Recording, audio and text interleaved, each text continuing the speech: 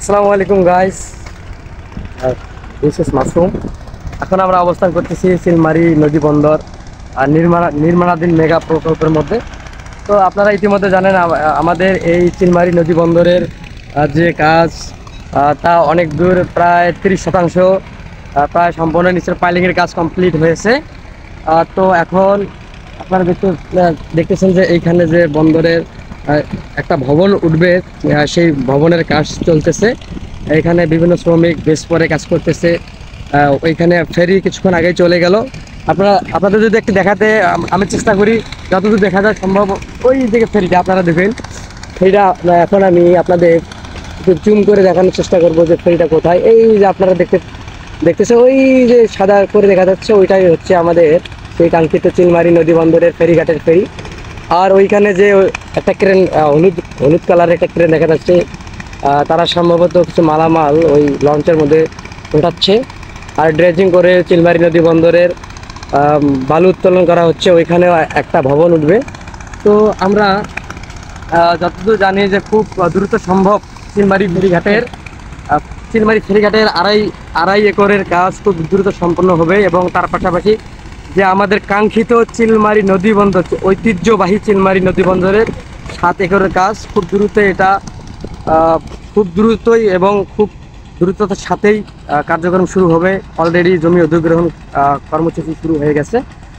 বিশেষ করে আমাদেরও কিছু জায়গা জমি পড়েছে সেইখানে। তবে আমাদের যে জায়গা জমিগুলো পড়েছে এদিক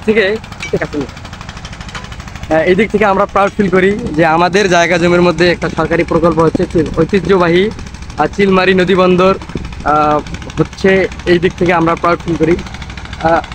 বিশেষ করে আমি আপনাদের বলবো যে এই চিলমারী নদী বন্দরকে কেন্দ্র করে বিশেষ করে 4টি দেশ তাদের আগ্রহ দেখাচ্ছে এখানে ব্যবসা বাণিজ্য করার জন্য।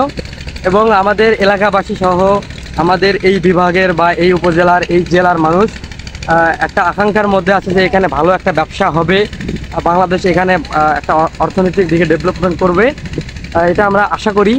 এবং আমরা ইতিমধ্যে দেখতেছি যে এখানের ব্যবসা বাণিজ্য, বিশেষ করে দোকানপাট খুব ভালো চলতেছে।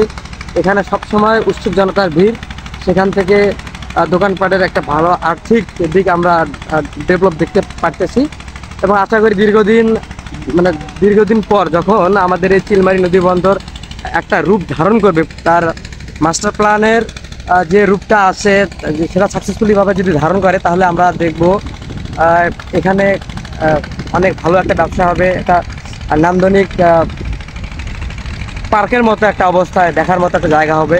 যেহেতু আমরা ইদানিং মাস্টার প্ল্যানে দেখেছি যে তারা কীভাবে নকশা করেছে এবং কত সুন্দর দৃষ্টিনন্দন একটা নকশা। তো যাই হোক, দেখার মতো জায়গা হবে এবং ব্যবসা করার মতো একটা ভালো প্লেস হবে। চিলমারীবাসীর অনেক দিনের আকাঙ্ক্ষা। যেহেতু এই চিলমারী নদী বন্দর প্রায় 80 থেকে 100 বছরের পুরনো একটি বন্দর। এর আগে অনেক জাঁকজমকপূর্ণ ছিল। এখন সেই বন্দরটি দীর্ঘ 80 বছর পর আধুনিক রূপে ফিরে এসেছে, যেটা আমাদের বর্তমান চিলমারীবাসীর একটা আকাঙ্ক্ষার ফসল। তো সবাই আমার ইউটিউব চ্যানেলের দিকে নজর রাখবেন লেটেস্ট ভিডিও পেতে এবং চিলমারী নদী বন্দরের আপডেট ভিডিও পেতে।